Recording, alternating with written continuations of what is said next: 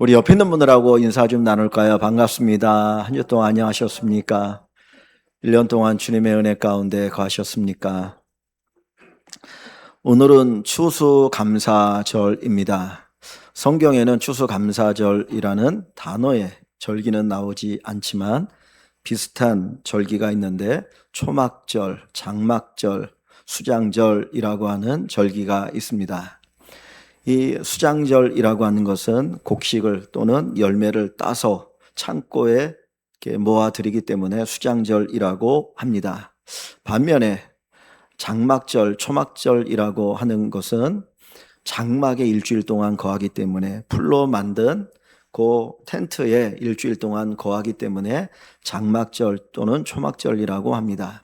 이스라엘 백성들이 애굽에서 나와 광야 40년을 살아갈 때 하나님이 이래저래 은혜를 주셨습니다. 매일같이 만나를 주셔서 새벽에 나가면 먹을 것이 있어서 그것을 가지고 여러 가지로 음식을 만들어 먹고 살았습니다. 또 무더운 날씨이기 때문에 하나님께서 구름 기둥을 통해서 이스라엘 백성들이 행진할 수 있고 머물 수 있도록 은혜를 베풀어 주셨고, 밤에는 춥기 때문에 구름 속에 불 기둥을 주셔서 이스라엘 백성들이 그 안에서 하나님의 보호를 받게 하셨습니다. 그런데 인간은 망각의 동물이라 많은 은혜를 받아도 잊어버려요.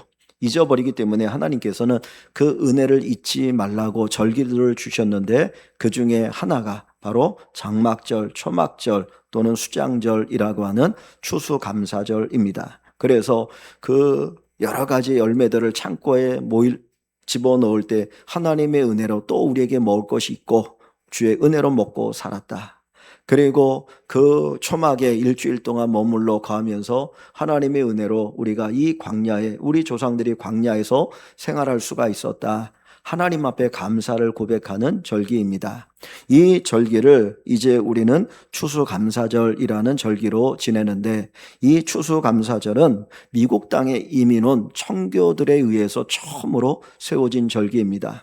이 청교들이라고 하는 것은 신실한 믿음을 가지고 있는 사람들을 이야기하는데, 이들이 영국에서 믿음으로 살고 하나님의 말씀대로 살기를 원했지만 여러 가지 어려움이 많았습니다. 지금의 성공회라고 얘기하죠. 영국의 성공의 국교라고 하는데 그 수장이 왕인 거예요. 그래서 하나님의 말씀대로 살지를 못하니까 우리는 성경대로 살겠다, 어떻게든지 성경대로 살겠다라고 그들은 주장했고, 그래서 네덜란드에 이민을 갑니다. 그런데 거기서도 제대로 살 수가 없어서, 우리에게 믿음을 제대로 지키기 위해서 우리가 신대륙에 가보자. 거기 새로 발견한 땅이라고 하는데 거기에 가서 우리 마음껏 하나님을 예배하고 찬양하고 저 믿음을 가지고 섬기자. 그래서 배를 타고 이제 신대륙인 미국 땅에 그들이 처음 오게 됩니다. 그들이 긴 시간 동안 항해를 하고 왔을 때에 반은 죽어요. 2분의 1이 죽고 2분의 1만 남아서 그 땅에 도착합니다. 그들은 거기에서 하나님 앞에 무릎 꿇고, 하나님, 우리가 하나님을 잘 섬길 수 있는 이 땅을 허락해 주시니 감사합니다. 기도를 드리고 먼저 자기들의 집을 짓기보다는 예배당을 세웠습니다. 그리고 학교를 세웁니다. 그리고 나서 집을 짓고 살았습니다. 하나님이 주신 은혜 가운데 하나님을 마음껏 예배하고 하나님을 잘 섬길 수 있는 이 기회를 주심에 감사하는 마음이죠. 그리고 세월이 흘렀습니다. 1년이 지나갑니다. 그 가운데 추위로 인하여서 또는 질병으로 인하여서 죽어가는 사람들이 생겼는데 그것이 또 2분의 1이었습니다. 그래서 이 가을에 그들이 하나님 앞에 추수감사절을 지킬 때에 그들이 처음 그 영국 땅을 떠나서 올 때 4분의 1만이 생존합니다. 그런데 그들은 그 4분의 3이 죽고 살아가는 자녀들, 부모들, 그리고 그 형제들이 죽어가는 모습을 보았지만 그들에게는 무엇이 있었습니까? 감사의 고백이 있었습니다. 하나님 아버지, 주님께 예배할 수 있는 이 땅을 우리에게 주시고 우리에게 먹을 것을 주셔서 감사합니다. 그리고 그들이 추수감사절을 지켰던 것입니다. 여러분, 4분의 3이 죽어갔습니다. 그들은 하나님을 잘 섬기기 위해서 신대륙에 왔습니다. 우리 같으면 하나님에 대한 원망과 불평이 있을 수 있지 않을까요? 하나님, 우리가 주님을 잘 섬기기 위해서, 정말 좋은 믿음으로 살아가기 위해서 이 땅까지 왔는데 왜 4분의 3이 죽어갑니까? 왜 4분의 1인 우리만 남았습니까? 원망할 수 있거든요. 그런데 그들은 원망하지 않았습니다. 오히려 감사했습니다. 하나님, 우리가 자유롭게 예배할 수 있게 하시고 하나님을 잘 섬길 수 있게 하여 주시고 우리가 이 땅을 살아갈 수 있도록 먹을 것을 주시고 또 인디언들의 도움을 받을 수 있게 하여 주시니 감사합니다. 이것이 바로 추수감사절의 기원이고 고백입니다. 우리에게도 하나님의 은혜에 대한 감사의 고백이 넘치기를 원합니다. 우리가 어떤 상황 속에 놓여 있을지라도 주님의 은혜를 보면서 하나님의 사랑을 보면서 감사할 수 있는 이 믿음의 사람들이 다 되시기를 주의 이름으로 축원합니다. 우리가 감사에 대한 성경 구절 가운데 잘 알고 있는 말씀이 있는데 데살로니가전서 5장 16절부터 18절의 말씀입니다. 항상 기뻐하라. 쉬지 말고 기도하라. 범사에 감사하라. 이는 그리스도 예수 안에서 너희를 향하신 하나님의 뜻이니라. 이 말씀이 너무 좋아서 많은 분들이 액자로 만들어서 자기 집에 걸어 놓기도 합니다. 항상 기뻐하라. 쉬지 말고 기도하라. 범사에 감사하라. 기뻐한다, 기도한다, 감사한다. 얼마나 좋은 단어이고 아름다운 모습입니까? 우리 안에 기쁨이 가득하고 기도가 넘치고 감사의 고백이 충만하면 얼마나 행복할까요? 그런데 여러분, 이 구절 가운데 우리의 마음을 부담스럽게 만드는 구절이 있습니다. 범사에 감사하라. 그냥 감사하라 그러면 되는데 하나님은 범사에 감사하라. 모든 일에 감사하라는 겁니다. 여러분, 범사에 감사할 수 있을까요? 좋은 일이 있을 때는 당연히 감사하죠. 그러나 힘들고 어렵고 우리가 원하지 않는 일들이 일어날 때에도 감사할 수 있겠는가 하는 것입니다. 우리가 예수를 믿으면 하나님이 항상 우리에게 좋은 일만 주십니까? 아니거든요.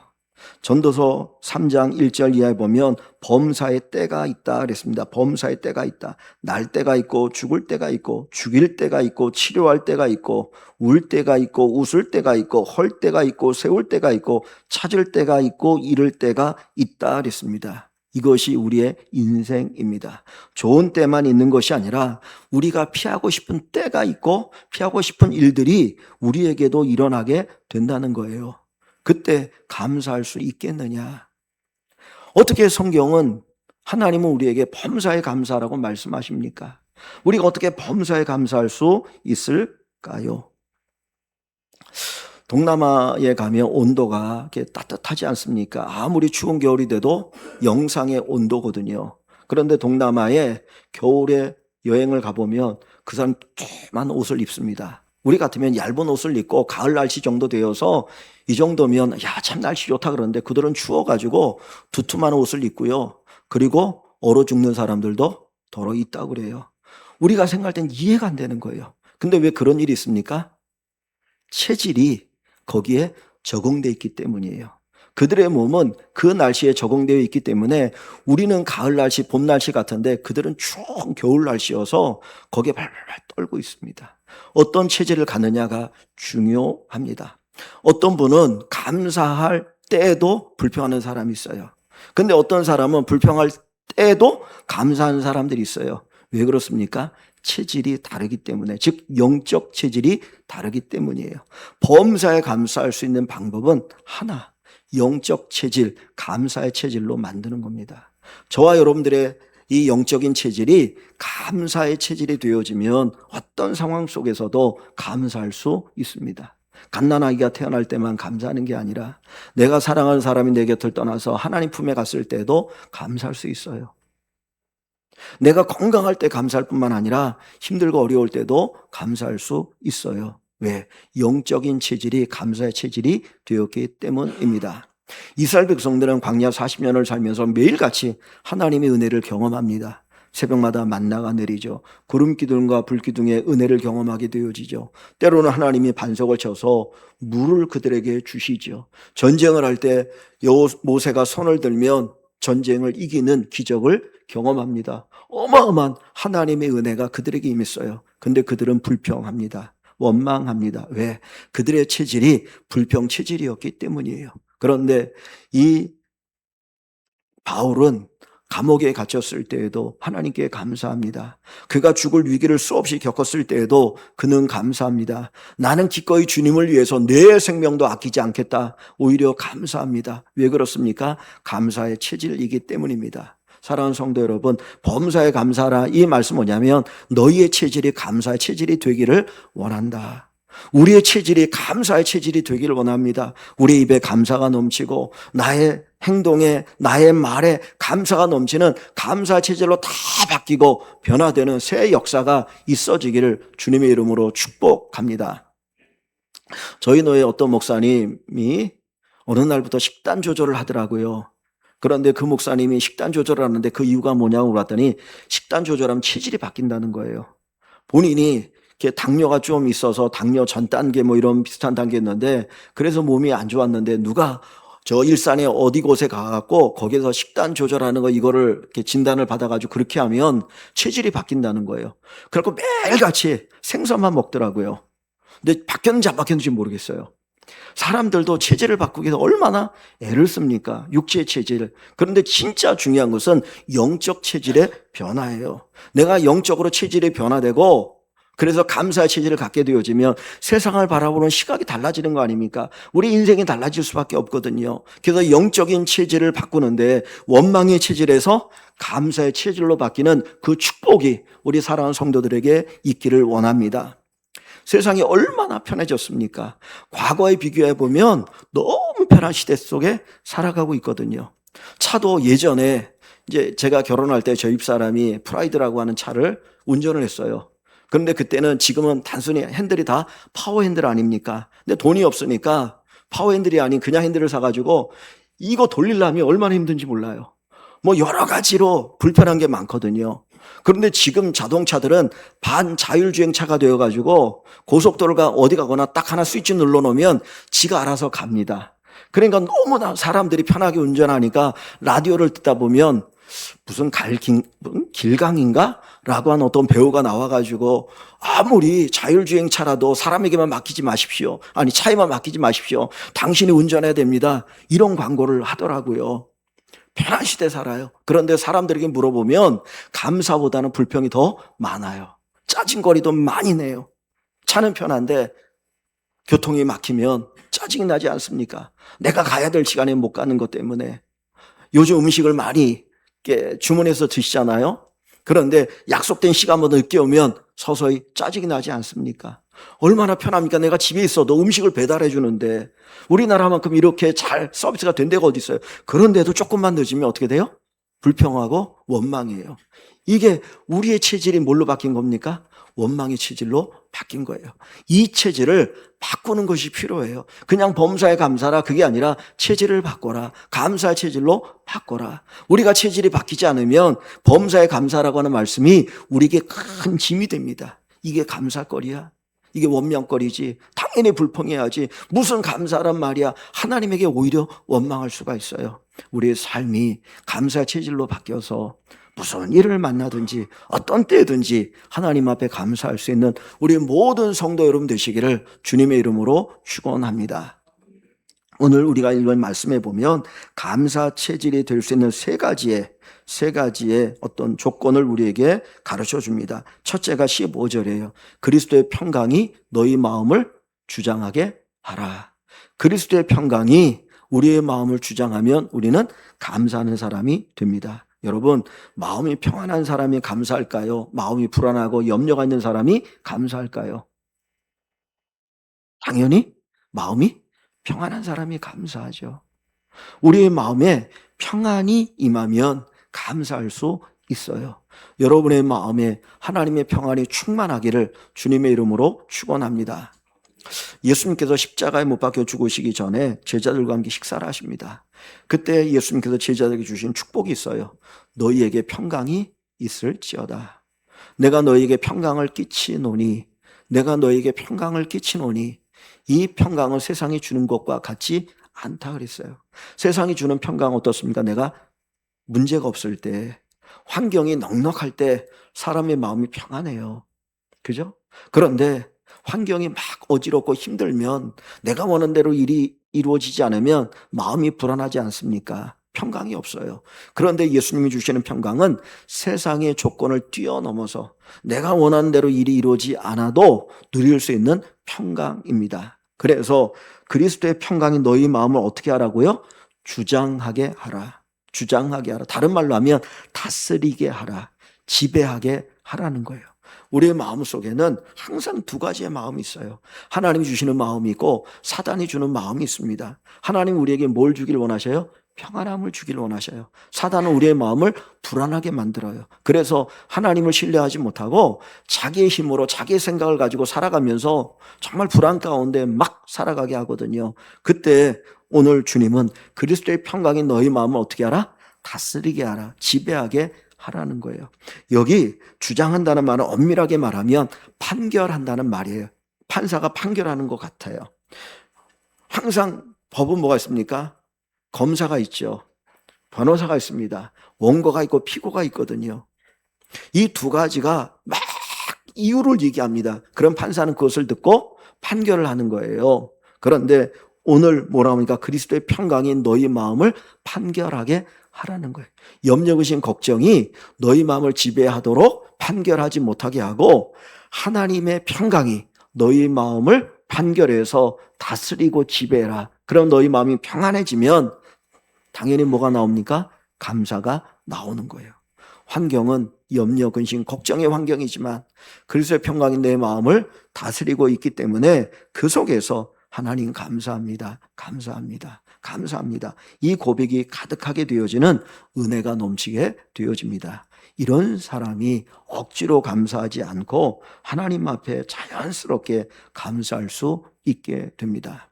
여러분, 내 인생의 주인이 여러분이 되지 않으시고 하나님이 되시기를 소원합니다. 여러분의 왕의 보좌에, 그 마음의 왕의 보좌에 예수님이 주인으로 앉으시면, 왕으로 앉으시면 여러분의 마음이 태평성대를 이루고 그 마음을 통해서 감사의 고백이 넘치는 역사가 일어나게 되어질 줄 믿습니다. 바울 사도가 로마 감옥에 갇혔을 때에 또는 빌립보 감옥에 갇혔을 때에 그가 찬송을 부르고 기뻐하고 감사할 수 있었던 이유가 어디에 있습니까? 감옥이 편했을까요? 아니죠. 불편하고 힘들고 어렵지요. 특별히 빌립보 감옥에 갇혔을 때는 손과 발에 착고가 차였습니다. 그리고 매도 많이 맞았습니다. 온몸이 욱신욱신 거립니다. 그런데도 불구하고 그가 하나님을 찬송하고 기뻐하고 감사할 수 있었던 이유가 어디에 있어요? 환경 때문이 아니에요. 뭐예요? 하나님에 대한 신뢰, 믿음 때문이에요. 하나님을 신뢰하면, 하나님을 믿으면 그 믿음이 우리에게 평강을 주고 감사하게 합니다. 그래서 요 갈라디아서 2장 7절에 보면 바울이 이런 말을 우리에게 합니다. 2장 7절 말씀에 그 안에 뿌리를 박으며 예수 안에 뿌리를 박으며 세움을 받아 교훈을 받은 대로 믿음에 굳게 서서 감사함을 넘치게 하라. 믿음에 굳게 선다는 말이 뭐예요? 하나님을 굳게 신뢰하는 거예요. 하나님 굳게 신뢰하는 사람이 감사하게 되어집니다. 하나님 굳게 신뢰하는 사람의 마음에 평안이 넘치고 그리고 감사가 충만하게 되고 감사의 체질로 바뀌게 됩니다. 하나님의 평강이 여러분의 마음을 주장하여서 감사의 체질로 바뀌는 이 은혜가 있기를 주의 이름으로 축원합니다. 두 번째, 우리가 감사의 체질로 바뀌기 위한 두 번째 조건은 뭐냐?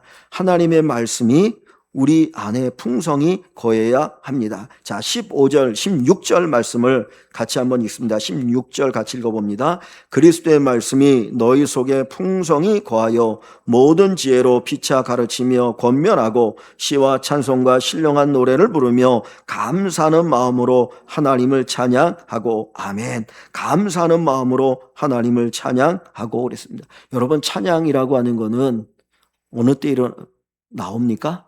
감사하고 기쁘고 형통할 때 나오지 않습니까? 야고보서에 뭐라고 말합니까? 고난당하는 자가 있느냐? 그는 기도할 것이요. 그죠? 고난자가 있느냐? 그는 기도할 것이요. 하나님의 은혜를 누리는 자는 찬송하게 됩니다. 그리스도의 평강이 우리에게 임하고 하나님의 복을 누리면 우리는 찬송하게 되거든요. 그런데 여기 15절, 6절 말씀에 보면 그리스도의 말씀 너희 속에 풍성히 거하여 감사하는 마음으로 하나님을 찬양하라 하라 그랬어요. 그리스도의 말씀이 우리 안에 풍성히 임하면 우리가 감사하게 되는데 어느 정도로? 찬양으로 감사한다는 거예요. 덩실덩실 춤을 추며 기뻐하며 찬양하는 모습이 되어집니다. 그래서 두 번째, 우리의 감사의 체질로 받기 위해서는 하나님의 말씀이 여러분 안에 풍성히 거해야 합니다. 여기 풍성히 거한다는 말은 어떤 의미냐면 뿌리를 깊이 내린다는 거예요. 어떤 사람은 지식적으로만 얇게 아는 사람이 있어요. 말씀을 지식으로만 아는 사람이 있어요. 그 지식은 우리에게 힘이 안 돼요. 그런데 말씀이 내 안에 깊이 뿌리를 박혀서 그 말씀이 나의 진리가 되고 나의 생각이 되어질 때 그때 말씀의 능력이 나타나게 되는 겁니다. 이 하나님의 말씀은 우리에게 있어서 안경과 같아요. 그래서 그 말씀의 안경으로 세상을 보면 다르게 보여요. 내가 빨간 안경을 쓰고 세상을 보니 빨갛게 보이잖아요. 근데 옆에 있는 사람은 파란 안경을 쓰고 보니 세상이 파랗게 보이는 거예요. 예수 믿는 사람이 보는 세상의 안경과 믿지 않는 사람이 보는 세상의 안경은 달라요. 우리 안경은 어떤 안경이에요? 말씀의 안경이에요. 하나님의 말씀으로 모든 것을 바라보니까 우리가 어떻게 해요? 감사할 수 있는 거예요. 그래서 말씀에 깊이 뿌리를 내리라 그럽니다. 여러분, 말씀의 안경을 쓰고 말씀의 돋보기를 보면 이거는 아닌 것 같은데 그게 하나님의 은혜예요. 마치 내가 저주받은 것 같은데 그게 저주가 아니고 하나님의 은혜라는 것을 알게 됩니다. 바울 사도는 우리가 너무나 잘 아는 것처럼 복음을 전하다가 얼마나 많은 고난을 당했습니까? 그죠? 수많은 고난을 당하거든요. 고린도후서에 보면 죽을 고비를 한 번, 두 번이 아니고 여러 번 겪거든요. 자기 동족에게 매를 맞아 죽을 뻔도 하고 40에 감화매를 5번 맞아요. 그리고 강에서 죽을 뻔하고 바다에 죽을 뻔하고 뭐 여러 가지로 죽을 뻔하거든요. 그런데 그는 원망하지 않아요. 불평하지 않아요. 하나님, 내가 예수를 위해서 사는데 왜 내가 이런 고난을 당해야 됩니까? 그게 아니고 오히려 하나님 앞에 감사해요. 그 고린도서 1장에 보면 내가 죽을 위기, 살 소망이 끊어지는 고난을 당했다라고 얘기합니다.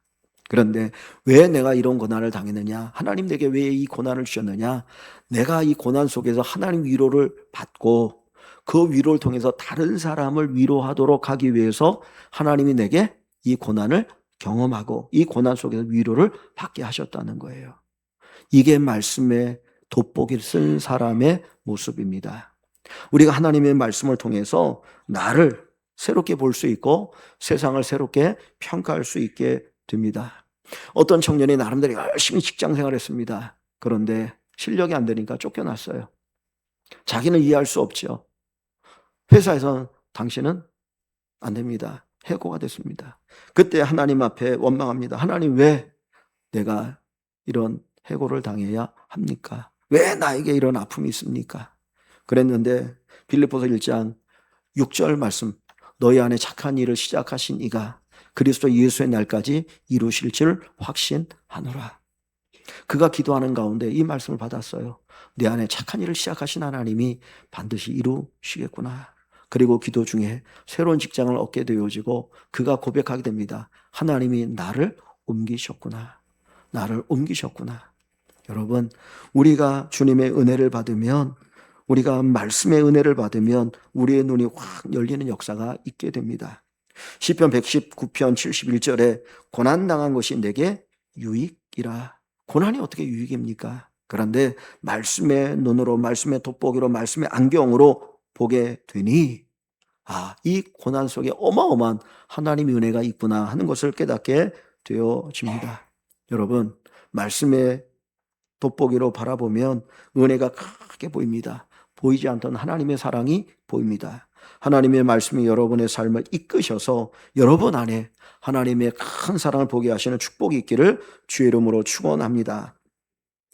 결혼한 분들 가운데 어떤 분들은 자식을 낳지 않고 우리끼리만 그냥 행복하게 살겠다라는 사람도 있지만 정말 결혼하고 하나님의 은혜, 사랑으로 자식을 낳고 아이를 기르고 싶은 분들이 많이 있죠. 그런데 통계해 보니까 결혼해서 자식을 낳지 못하는 난임 부부가 7쌍 가운데 1쌍 정도가 된다고 그래요. 자식을 낳고 싶은데 자식이 안 생기는 거예요. 그래서 난임, 불임으로 고통당하는 분들이 7쌍 가운데 하나, 약 15% 정도의 부부가 결혼해서 자식을 낳고 싶은데 자식을 낳을 수 없는 상황 속에서 고통 가운데 있다는 겁니다. 제가 오래전에 저희 교회 오기 전에 부목사로 있을 때 저희도 갓 결혼해서 아이를 낳고 그랬는데 저보다 일찍 결혼한 부부가 있었어요. 그 새가족부에서 갓 결혼한 신혼부부들 모임 속에서 있는데 거기 보면 이제 애를 낳고 임신한 부부들도 있지 않습니까? 근데 이 부부는 결혼한 지 오래됐고 아이를 낳고 싶은데 아이가 없는 거예요. 그러니까 거기 오면 한쪽으로 부럽고 한쪽으로는 속상하고 그런 거예요. 그런데 어느 날 저한테 그런 얘기를 합니다. 목사님, 저도 한번 임신했으면 좋겠습니다. 유산 되더라도 임신 한번 해봤으면 좋겠습니다. 이런 얘기할 정도로 너무 아이를 낳고 싶은 마음이 있었어요. 어떤 분이 결혼했는데 아이가 없는 거예요. 그 7쌍 가운데 한 쌍이 난임이라고 하는데 이 한 쌍 가운데 자기가 속한 겁니다. 그때 그가 기도하면서 하나님께 뭐라고 그랬겠어요? 하나님 왜 나입니까? 왜 나입니까? 그 7쌍 가운데 왜 하필이면 나입니까? 다른 사람은 다 하기도 잘났는데 왜 내가 그 7쌍 가운데 하나입니까? 라고 하나님 앞에 투정 부립니다. 그런데 그가 기도하면서 말씀을 읽는 가운데 하나님께서 그에게 주신 말씀이 있었어요. 이사야 55장 8절. 내 생각은 너희 생각과 다르며 내 생각은 너희 생각과 다르며. 우리가 어찌 하나님의 그 생각과 계획을 다 이해할 수 있겠습니까? 이해할 수 없잖아요. 내 생각은 너희 생각과 다르며 내 생각과 너희 생각은 하늘과 땅의 차이 그 이상이라는 거예요. 그때 이 말씀을 듣고 읽고 깨닫고 그가 이렇게 기도합니다. 왜 나입니까? 라고 하나님 앞에 원망의 기도가 아니라 하나님 이 일을 통해서 무엇을 가르치려 하십니까? 하나님 이 일을 통해서 내게 무엇을 가르치려 하십니까? 그리고 나서 그가 감사의 기도를 드릴 수가 있었습니다. 여러분, 하나님의 말씀이 우리 안에 깊이 뿌리게 내리게 되면 그 말씀을 통해서 세상을 바라봅니다. 내게 일어난 일들을 바라봅니다. 그러면서 우리는 뭐가 돼요? 감사의 체질로 바뀌게 되어져요. 말씀이 여러분에게 깊이 뿌리내어서 여러분의 삶이 감사의 체질로 바뀌는 귀한 축복이 있기를 주님의 이름으로 축원합니다. 세 번째로 저희들이 감사의 체질이 되기 위해서는 삶의 태도의 변화가 필요합니다. 17절 말씀을 같이 읽어봅니다. 17절 또 무엇을 하든지 말에나 일에나 다 주 예수의 이름으로 하고 그를 힘입어 하나님 아버지께 감사하라. 우리가 말을 하든지 일을 하든지 예수의 이름으로 함으로 하나님께 감사하라 그랬어요. 우리가 예수님의 이름으로 말하면서 욕하고 원망하고 불평하지 않잖아요. 예수님의 이름으로 행하면 그 모든 일에 감사할 수 있게 됩니다. 그래서 감사는 감정의 표현이 아니고 삶의 태도예요. 우리 안에 어떤 어려운 일을 딱 만나면 본능적으로 우리에게는 어떤 감정이 일어납니까? 불편한 감정이 일어나요. 그죠? 불편한 감정이 일어나요. 그럼에도 불구하고 우리가 감사의 태도를 갖게 되어지면 그 감정은 점점 사라지고 그리고 감사하는 자가 되어지고 감사의 감정이 풍성하게 되어집니다. 그래서 감사의 태도를 갖는 것이 중요합니다. 하면 하나님이 내버려 두지 않고 거기에 감사의 역사를 이루셔요. 우리는 좋은 일이 일어나야 감사합니다. 기적이 일어나야 감사합니다. 그런데 예수님은 감사를 먼저 하시고 그 다음에 기적을 경험하게 하셔요.